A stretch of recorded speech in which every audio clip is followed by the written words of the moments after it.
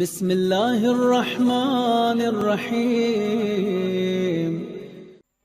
مدانی گرامی، شام سے ایک بہت بڑا عالم آیا، سنیں گے نا حضرات؟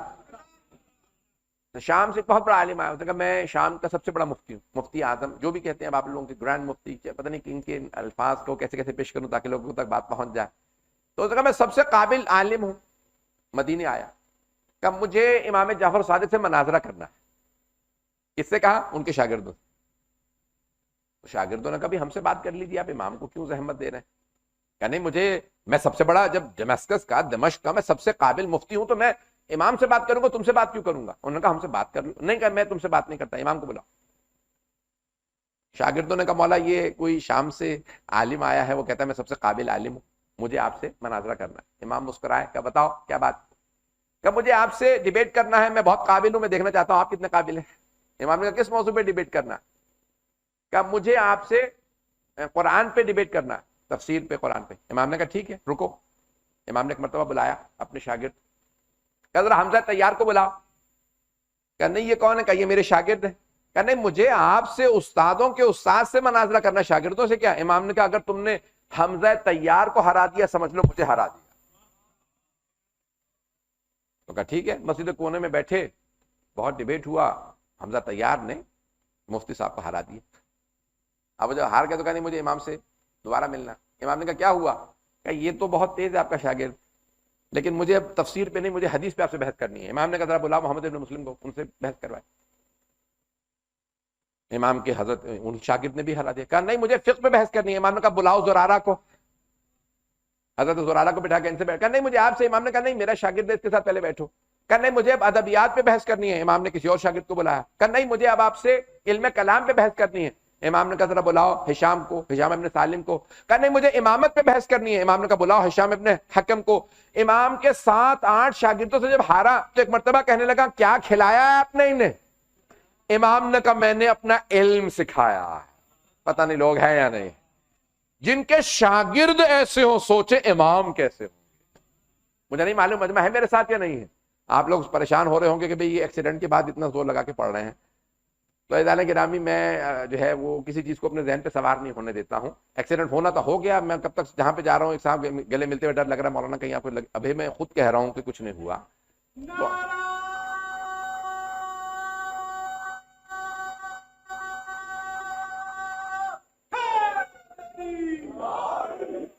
تو عزیزان گرامی توجہ میرے ساتھ رکھیے گا۔ تو اب یہ امام علیہ السلام کے شاگردوں کا یہ مقام، اس نے کہا کہ میں تو پتہ نہیں کیا سوچ کے آیا تھا، میں آپ سے بحث کروں گا، مناظرے کروں گا۔ آپ کا تو ایک سے ایک شاگرد اتنا قابل ہے کہ وہ جب بات کرتا ہے تو پانی انسان کا مانگنے کو جی نہیں کرتا۔ عزیزان گرامی یہ مقام اور رتبہ امام کے شاگردوں کا، جس کے 4000 شاگرد ایسے ہوں۔ اگر میں آگے بات کو بڑھاؤں تو چلتے رہیے گا میرے ساتھ۔ عزیزان گرامی ایک مرتبہ ایک یونان سے آدمی آیا، امام نے یہ نہیں کہا تم جب مسلمان ہی نہیں ہو، تم رسول خدا کو نہیں مانتے تو مجھ سے سیکھنے کیوں آئے ہو؟ امام نے کہا کوئی بات نہیں، so long as you want to learn from me، جب تک تم مجھ سے سیکھنا چاہتے ہو مجھے اعتراض نہیں کہ تم کون سے دین کے ماننے والے ہو۔ ایک مرتبہ اس نے کہا کہ میں آپ سے، امام نے کہا کس موضوع پہ بات کرنا چاہتے ہو؟ کہ میں طب پہ، میڈیسن پہ۔ امام نے کہا ٹھیک ہے بات کرو۔ کہ میں جاننا چاہتا ہوں کہ میڈیسن کے متعلق آپ کیا فرماتے ہیں؟ امام نے کہا کہ میں یہ کہتا ہوں کہ المعدۃ ام الداء، تمام بیماریوں کی جڑ معدہ ہے۔ اس نے کہا کہ آپ کیا ڈاکٹر ہیں؟ توجہ۔ امام نے کہا کیا مطلب؟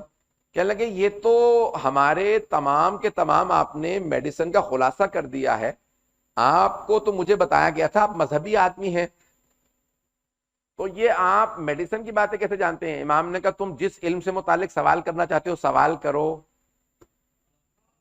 میں محمد عربی اور علی مرتضیٰ کے علم کا وارث ہوں۔ عزیزان گرامی اس نے ایک مرتبہ سوالات شروع کیے امام سے۔ اس نے ایک مرتبہ کہا کہ نہیں، امام نے کہا تم خدا کو مانتے ہو؟ کہ نہیں۔ دیکھیں جیسا لیول امام بیک گراؤنڈ کو دیکھتے ہیں ویسا جواب دیتے۔ اس کا بیک گراؤنڈ کیا ہے؟ میڈیسن سے ہے، طب ہے۔ تو اس زمانے میں زیادہ تر جیسے آج بھی ایکسپیریمنٹس ہوتے ہیں، جانوروں کے اوپر ایکسپیریمنٹس ہوتے ہیں، دوائیاں بناتے ہیں تو گنی پگز پہ ٹرائی کی جاتی ہیں، پتہ نہیں مجمع ہے یا نہیں۔ تو گرامی اب وہ مختلف میڈیسن ٹرائی کی جاتی ہیں، علاج بنائے جاتے ہیں۔ تو اس نے امام سے ایک سوال کیا، میں نے خدا کو نہیں مانتا۔ امام نے کہا کہ اچھا کیا کرتے ہو؟ اس نے کہا بھی میں مثال کے طور پہ زیولوجسٹ ہوں، ایکسپرٹ ہوں، یہ طب جو ہے ہمارا جانوروں کا ہے، میں مختلف جانوروں کو جانتے ہیں. میں نے کہا اچھا کیا میں پرندوں کا ایکسپرٹ ہوں. امام نے کہا اچھا تم نے دیکھا ہے مور، اس کا انڈا جب کھولو تو اس میں سفیدی اور زردی نکلتی ہے؟ کہاں. کہ مرغی کا انڈا کھولو اس میں بھی زردی اور سفیدی ہوتی ہے. توجہ. کہاں. کہ کبوتر کا انڈا چھیلو تو اس میں بھی زردی اور سفیدی ہوتی ہے. کہاں. کہ چڑیاں، طرح طرح کے رنگ برنگے پرندے، سب کے جب انڈوں کو توڑو تو سفیدی اور زردی نکلتی ہے. توجہ.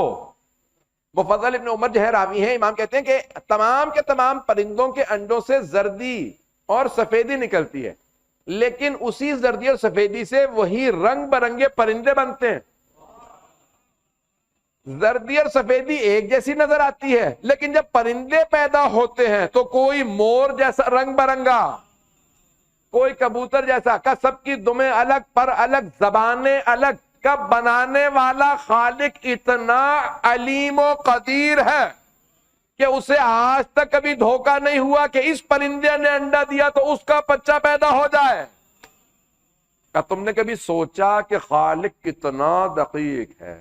اس نے کتنی باریک بینی سے سارے پرندوں کو یہ صلاحیتیں دی ہیں. کہ یہ کون ہے کہ جس نے اسی زردی اسی سفیدی سے کیسے کیسے پرندے بنا دیے، سب کی زبانیں الگ، رنگ الگ. کہا کہ مجھے تو لگتا ہے کہ یہ سارا جو اتنی بات چل رہا ہے آپ ہی نے لکھ کے دیا ہے.